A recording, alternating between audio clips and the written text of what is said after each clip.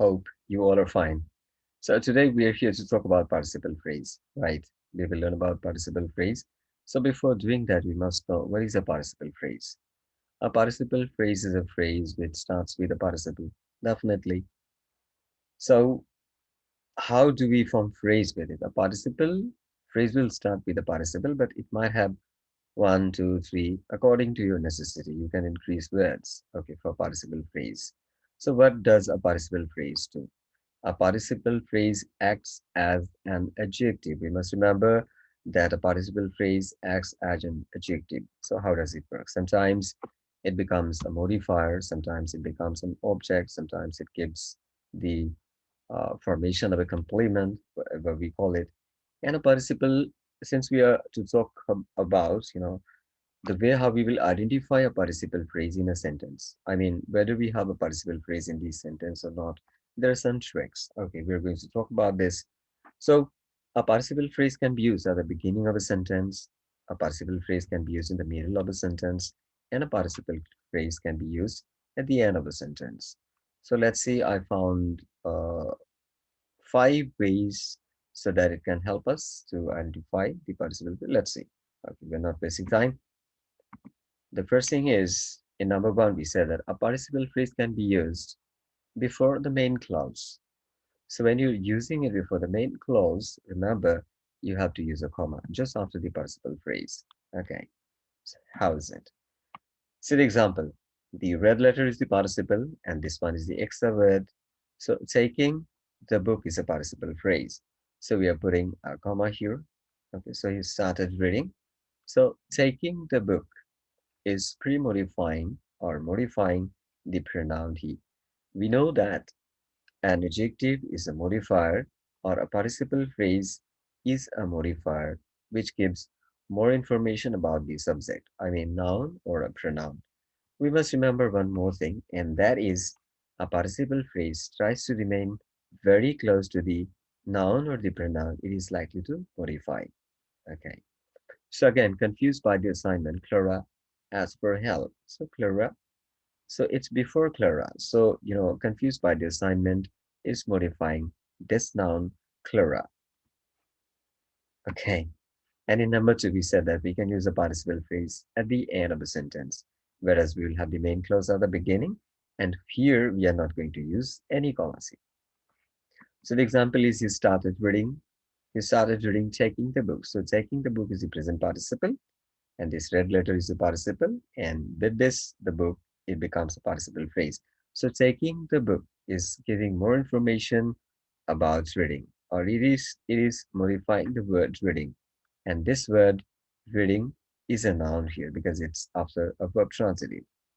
Okay, so again, one more example, as we said that lost in campus.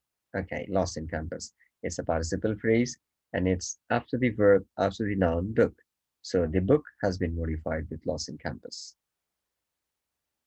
So this is how participle phrase can be used at the end of the sentence. Again, we said that, have a look at this sentence. We have the days. Okay, what are the days gone from your life? So gone from your life is a participle phrase, and it's modifying this noun days. Again, in number three, we can use a participle phrase at the end. Nevertheless, we have to use a comma. Okay, so let's have a look at the sentence. So we said the boy loves thrillers, reading them even before exam. The thing, that should be understood here, that do thrillers read or thrillers are read?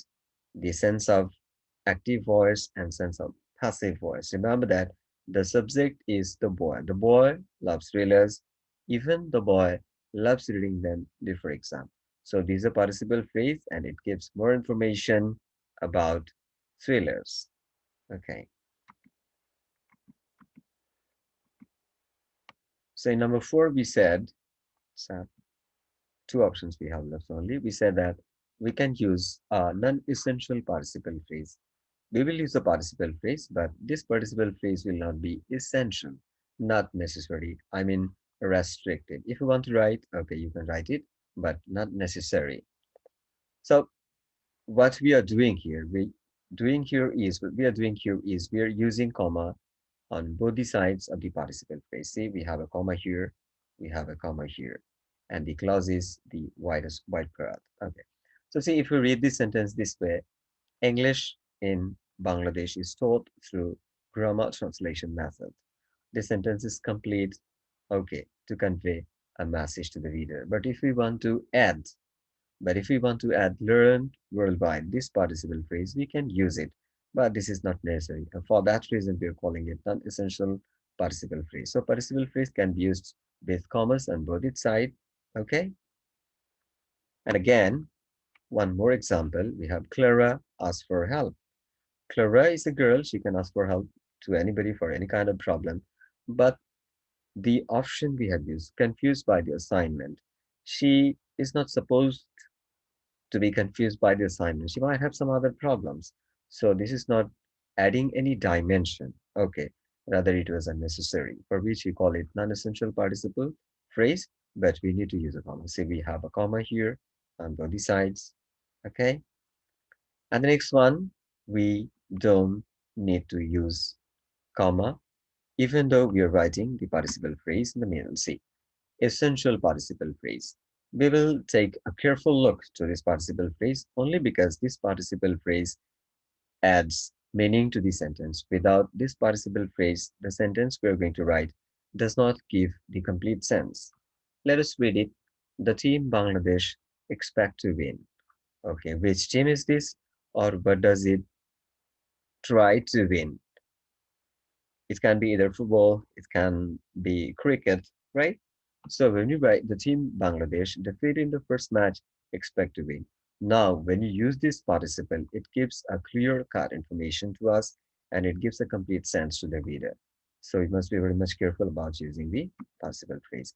See, again, we have one more example. The student obtaining the highest mark will receive a souvenir. If we say the student will receive a souvenir, who is the student or what is the reason to receive a souvenir, right? There is no clear example. So when we add this information, the student obtaining the highest mark, maybe in the oncoming exam, he will receive a souvenir. This will be a reward for him. So these are the 5 ways, how we can identify a participle phrase in the sentence. Hope you understand. Thank you very much.